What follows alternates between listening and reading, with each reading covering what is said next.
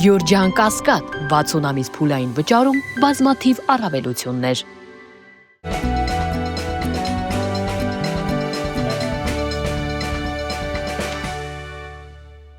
Բարև ձեզ։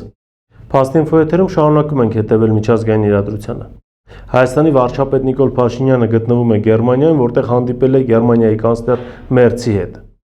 Հանդիպման ժամանակ քննարկվել են եւ հայ-գերմանական հարաբերությունների հարցերը եւ նաեւ անդրադարձ է կատարվել առհասարակ Եվրոպական միության քաղաքականությանը Հարավային Կովկասում եւ մասնավորապես Հայաստանի Հանրապետությունում։ Հայաստան-Եվրոպական միություն հարաբերությունները վերջին շրջանում անընդհատ գտնվում են միջազգային լրատվամիջոցների ուշադրության կենտրոնում։ Ես հիշեցնեմ, որ նաև Հայաստանի արտաքին գործերի նախարար Արարատ Միրզոյանն էր մեկնել Բրյուսել, որտեղ հանդիպումներ էր ունեցել բարձրաստիճան պաշտոնյաների, այդ թվում նաև Կայա Կալասի հետ։ Եվ հիմա վարչապետ Նիկոլ Փաշինյանն է հանդիպում Գերմանիայի կանցլեր Մերցի հետ։ Թվում էր, թե օրակարգը բավականին մեծ է եւ շատ հարցեր պետք է քննարկվեն, որոնք հատկապես վերաբերվում են հայ-գերմանական հարաբերություններին, տնտեսական ներդրումներ, գերմանական շուկայի բացում հայկական ապրանքների համար, բայց պարզվում է, որ Մերցին ամենից շատ հետաքրքրում է Ռուսաստանի կողմից Հայաստանում եւ Հարավային Կովկասում վարվող, ինչպես իրենք են նշում, հիբրիդային պատերազմին։ Մերցը դրան մեծ ուշադրություն է դարձնում, նշելով, որ Ռուսաստանը պայքարում է նաև իրենց դեմ Հարավային Կովկասում եւ Հայաստանում, ապա տեղեկատվություն է տարածում եւ այլն եւ այլն։ Բայց մյուս կողմից Եվրոպական միությունը չի էլ թաքցնում, որ ընտրական գործընթացներում արդեն ինքը ունի հստակ կողմնորոշում ընտրության մասնակիցներից մեկի նկատմամբ։ Իսկ ինչ վերաբերում է հիբրիդային պատերազմին եւ ժողովրդավարության սպառնալիքներին, ապա կարծում ենք ճիշտ կլիներ, եթե Մերցը ոչ թե խոսեր դրա մասին Հայաստանում Ռուսաստանի կողմից իբր վարվող հիբրիդային պատերազմի համատեքստում, այլ անդրադառնար նույն Միացյալ Նահանգների ազգային անվտանգության ռազմավարությանը վերջին, որտեղ Եվրոպական միության ղեկավարությունը, այդ թվում նաև Մերցը, որակվել էին իբրև ժողովրդավարության թշնամիներ։ Ժողովրդավարության անհրաժեշտության մասին խոսող Մերցը ըստ էության ոչ մի արձագանք չի տալիս այդ ձևակերպումներին։ Իսկ ինչ վերաբերում է հիբրիդային պատերազմին, ինչ է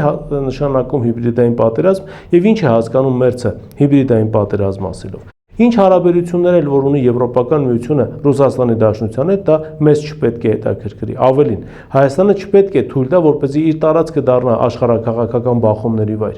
Ավելին, Հայաստանը պետք է թույլ չտա, որպեսզի աշխարհաքաղաքական որևէ կենտրոն փորձի միջամտել Հայաստանում ապագայում կայանալիք խորհրդարանական ընտրություններին եւ ազդի ժողովրդի քվեների վրա եւ բռնանա ընտրողների կամքին, արդեն նախորդ կանխակալ կարծիք հայտնելով այս կամ այն գործընթացի վերաբերյալ։ Երբ Եվրոպական միությունը հիշատակում է մոլդովական փորձը եւ նշում, որ իրենք այնտեղ կարողացան հաղթել, Եվրոպական միությունը երևի մոռանում է, որ այդ ընտրական գործընթացում այնպիսի խայտառակ բաստողումներ եւ թերություններ եղան եւ նաեւ խախտումներ, որոնց վերաբերյալ ուղղակի աղաղակել հնարավոր չէր։ Բայց Եվրոպական միությունը ոչինչ չասեց, երբ օրինակ ընտրական գործընթացից 2 օր առաջ կուսակցություններ հանվեցին ընտրապայքարից նույն հիբրիդային պատերազմի մասնակից լինելու մեղադրանքով։ Եթե փորձում են այդ ամենը իրականացնել Հայաստանում, սա արդեն վատ է։ Սա արդեն նշանակում է, որ Եվրոպական միությանը ոչ թե հետաքրքրում է մարդու իրավունքների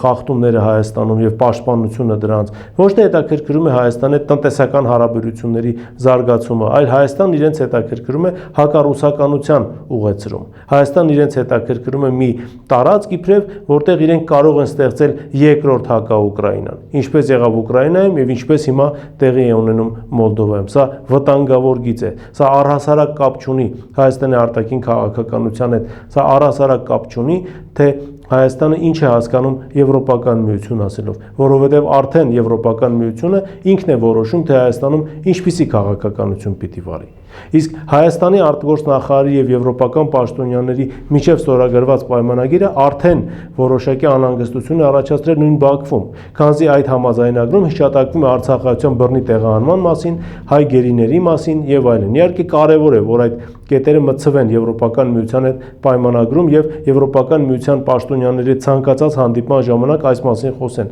բայց մնում է հասկանալ, թե սա ինչ օգուտ է տալու եւ ինչ կոնկրետ մեխանիզմներ ունի Եվրոպական միությունը ստիպելու Ադրբեջանին կատարելու այդ կետերը եւ արզատ արձակելու Բաքվում պահվող մեր գերիներին եւ ապահովելու Արցախայության վերադարձ իրենց հայրենի բնակավայրեր։ Բացի այդ, երբ Ադրբեջանը մտահոգություն է հայտնում եւ սպառնում է ըստ էության Եվրոպական միության եւ Հայաստանին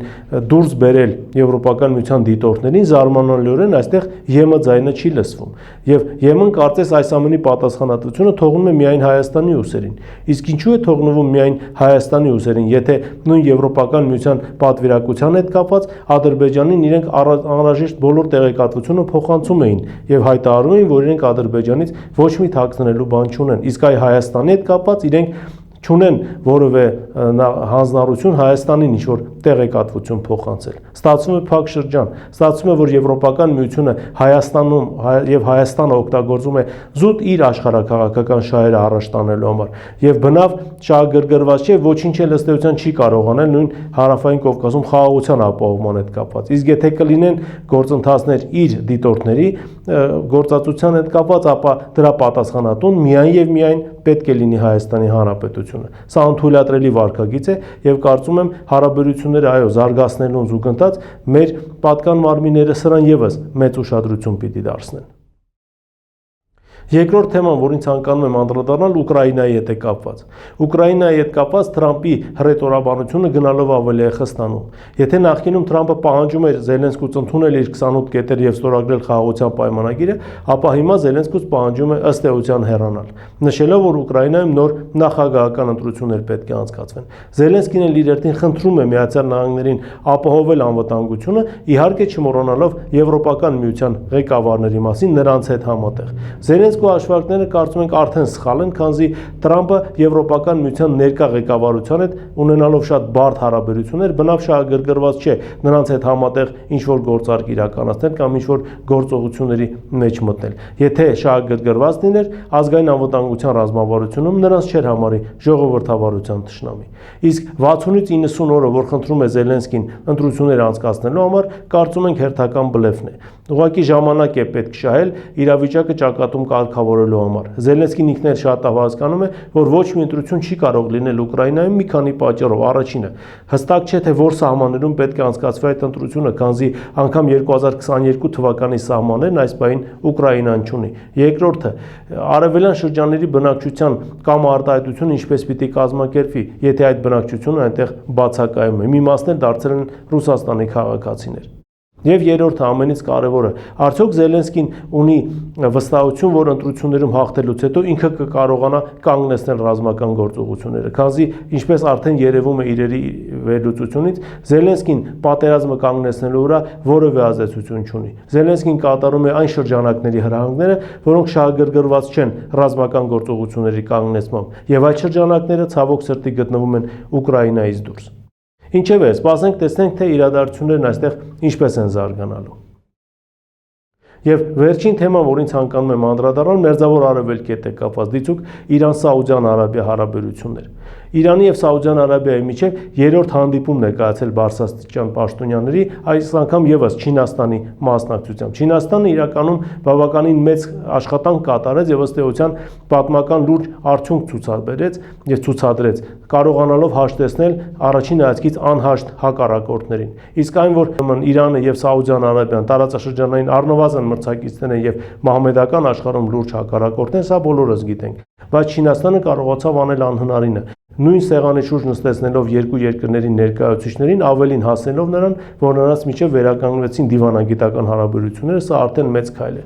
Իսկ Իրանի վարած արտաքին քաղաքականությունը իրոք բավականին ուսումնասիրության կարիք ունի։ Այդ մասին նաև նշել է Հունաստանի ֆինանսների նախկին նախարարը, նշելով, որ փաստացի Միացյալ Նահանգների կողմից վարվող քաղաքականությունը եւ պատժամիջոցները արդյունքի չեն հանգեցնում, քանզի Չինաստանի եւ Ռուսաստանի Դաշնության օգնությամբ Իրանը կարողանում է հմտորեն շրջանցել բոլոր պատժամիջոցները։ Իրանը այսօր կարողանում է ստեղծել սեփական ռազմական ուժեր եւ ամբողջությամբ ապահովել նրանց սպառազինությունը տեղական արտադրությամբ։ Իրանը արդեն կարողանում է այնպիսի զինատեսակներ ստեղծել, որոնք որոնք լուրջ մրցակիցներ են նաև միջազգային շուկայում եւ անգամ Միացյալ Նահանգները եւ Եվրոպական միությունն են մտածում նույն շահետ 136-ը կրկնօրինակելու եւ իրենց այսպես անալոգը պատրաստելու համար։ Իրանի վարած արտաքին քաղաքականությունը եւ տնտեսական հաջողությունները վկայում են այն մասին եւ ապացուցում են, որ պետությունը անգամ զրկված լինելով եւ անջատված լինելով միջազգային արժութային SWIFT համակարգից փոխանցումների կարողանում է այնպես կազմակերպել իր միջազգային առևտուրը, որ 100 միլիարդավոր դոլարներ են հոսում բյուջե, ապահովելով Իրանի նորմալ կենսունակությունը եւ զարգացումը։ Իսկ այդ հարևանի հետ մենք պետք է շարունակենք մեր հարաբերությունները զարգացնել եւ իհարկե խոսքը պետք է գնա առաջին հերթին համատեղ ռազմատեխնիկական լրջագույն համագործակցության մասին։ Այս թեմաներն էին, որոնց այսօր ես ցանկացա անդրադառնալ, այսօր այսքանը, շնորհակալություն, կհանդիպենք եթերում։